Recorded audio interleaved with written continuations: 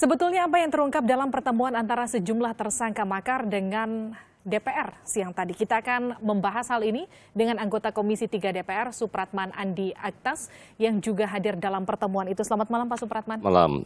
Tadi Anda hadir dalam pertemuan itu, tapi usai pertemuan tadi juga Wakil Ketua DPR Fadlizon sudah menyatakan dengan sangat lantang bahwa ia akan meminta pihak kepolisian untuk menghentikan kasus ini atau meng-SP3. Apa yang terjadi dalam pertemuan itu sehingga membuat Wakil Ketua DPR sebegitu yakinnya untuk melakukan SP3? Jadi sebenarnya bukan soal Pak Fadli itu minta untuk di SP3-kan atau tidak, tapi ada prolognya mungkin yang tidak dikutip secara lengkap ya. Kita menginginkan begini, bahwa kita baru mendengar sepihak nih. Apa yang disampaikan oleh teman-teman aktivis tadi yang hari ini sudah menjadi status tersangka di dalam kasus makar ini.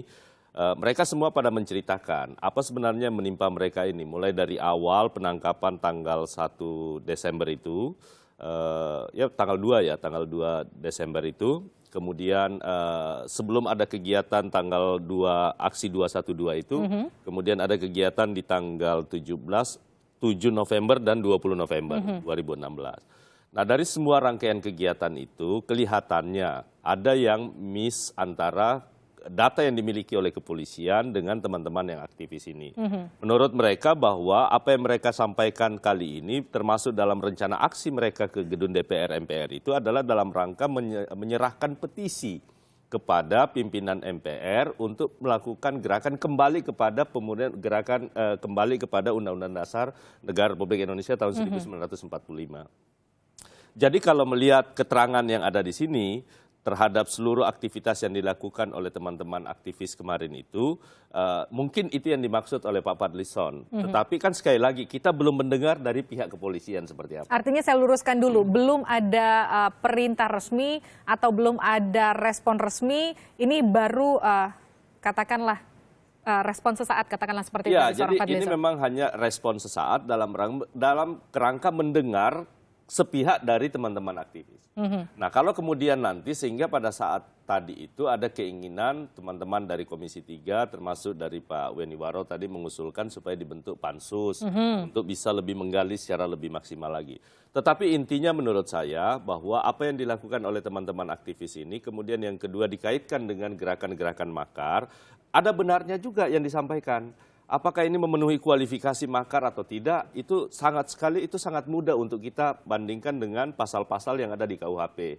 Pasal 106, 107, 108 dan sampai 110 dan 160 itu sesungguhnya ada satu yang menurut mereka itu yang sampai hari ini pihak teman-teman penyidik di kepolisian itu belum pernah memeriksa mereka apakah memang ada gerakan-gerakan fisik maupun gerakan bersenjata yang mereka lakukan dalam rangka untuk menjatuhkan pemerintahan yang saat ini.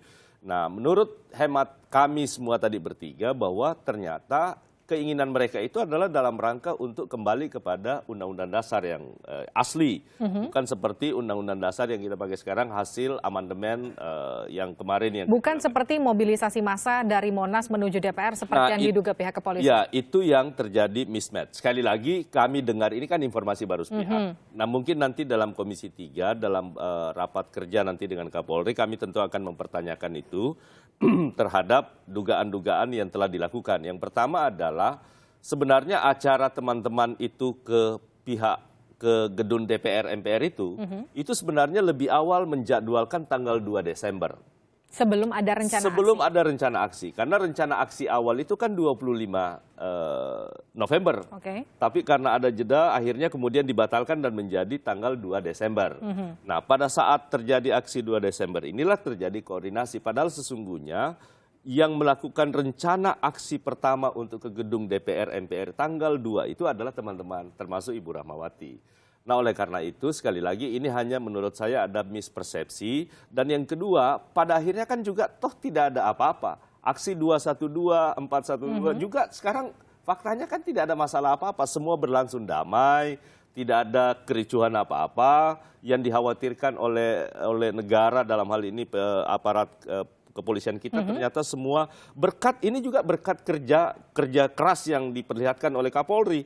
Dalam hal ini Pak Tito yang bisa berkunjung kemana-mana seluruh elemen masyarakat, ulama didatangi, Pak Kapolda juga begitu. Pak Supratman, kalau Anda sendiri melihat ada sejumlah bukti yang sudah dimiliki pihak kepolisian.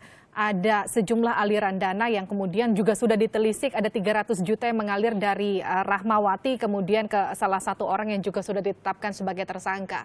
Ada juga sejumlah pertemuan, kurang lebih ada sekitar 10 pertemuan sebelum akhirnya mereka kemudian sempat diamankan untuk ditetapkan sebagai tersangka makar. Apa yang kemudian DPR khususnya Komisi 3 melihat hal itu? Itu yang saya katakan. Sekali lagi kami kan baru mendengar sepihak. Soal ada uang Ibu Rahma juga akui ada 300 juta. Tetapi kan memang mereka sudah merencanakan kegiatan untuk tanggal 2 Desember.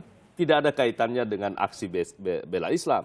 Kebetulan tanggal 2 Desember itu, kebetulan rencana aksi bela Islam yang 25 November itu akhirnya diundurkan menjadi tanggal 2 Desember. Sehingga persiapan-persiapan yang harus dilakukan dan mereka sudah melaporkan itu kepada pihak Polda Metro Jaya bahwa akan rencana aksi tanggal 2 Desember itu dan diperkirakan masa yang akan hadir 20.000 orang. Nah tentu sebagai orang yang menggerakkan kan ini dalam rangka untuk menyerahkan petisi kepada saluran yang benar dalam kerangka ketatanegaraan kita, saya rasa tidak ada masalah. Oke, Pak Supraman, Anda sendiri melihat kasus ini duduk perkaranya seperti apa? Apakah memang kalau Fadlizon mengatakan jangan sampai ada abuse of power yang kemudian melanggar HAM, artinya kemudian ada indikasi bahwa kasus ini berjalan di bawah tekanan, tapi kalau Anda sendiri secara pribadi atau secara Anda sebagai Komisi 3, bagaimana Anda melihat kasus ini? Sekali lagi karena ini kan kita harus jernih melihat persoalannya. Sekali lagi saya mengatakan bahwa Pak Prabowo juga sering menyatakan kemarin terakhir kita menghargai proses hukum yang ada. Tetapi melihat gelagat yang tadi, kelihatannya sih agak riskan ya mau menyatakan kayak seperti Ibu Rahmawati mau terlibat dalam kasus makar. Bahkan tadi beliau menceritakan dalam pengalaman beliau di tahun 65 kemudian di mana beliau berada di istana, didatangi oleh militer, itu merupakan sebuah makar dan itu pemahaman makar beliau itu seperti itu. Dan itu yang tidak terjadi. Yang kedua kan masalahnya apakah benar tindakan untuk menjatuhkan pemerintahan yang sah ini kan sekarang menjadinya permufakatan untuk melakukan makar. Nah sekarang aksi-aksi yang dilakukan tentu kepolisian punya dasar. Nah menurut teman-teman aktivis ini sampai hari ini mereka sudah diperiksa, mereka belum pernah ditanyakan apa yang sudah mereka lakukan. Artinya setelah ini Komisi 3 akan membuat pansus dan kapan pihak kepolisian akan dipanggil untuk diminta keterangan? Belum ya, itu tadi baru pernyataan sepihak dari Pak Weni Waro, pernyataan pribadi dan mungkin itu akan coba diusulkan di teman-teman di Komisi 3 nanti dan maupun di fraksi-fraksi yang lain. Tentu akan sangat tergantung kepada fraksi-fraksi yang lain untuk menyikapi ini bisa berlanjut atau tidak. Tetapi yang paling pasti adalah bahwa dalam rangka untuk menggali kembali seluruh informasi terhadap kasus makar ini, tentu Komisi 3 dalam rapat kerja nanti akan datang ini dalam masa persidangan ini dengan Kapolri, tentu pasti akan semua anggota akan mempertanyakan itu. Oke, artinya harus mendengarkan keterangan dari kedua belah pihak sebelumnya. Itu mutlak. Terima kasih telah bergabung bersama kami anggota DPR Komisi 3 Supratman Andi Aktas telah bergabung.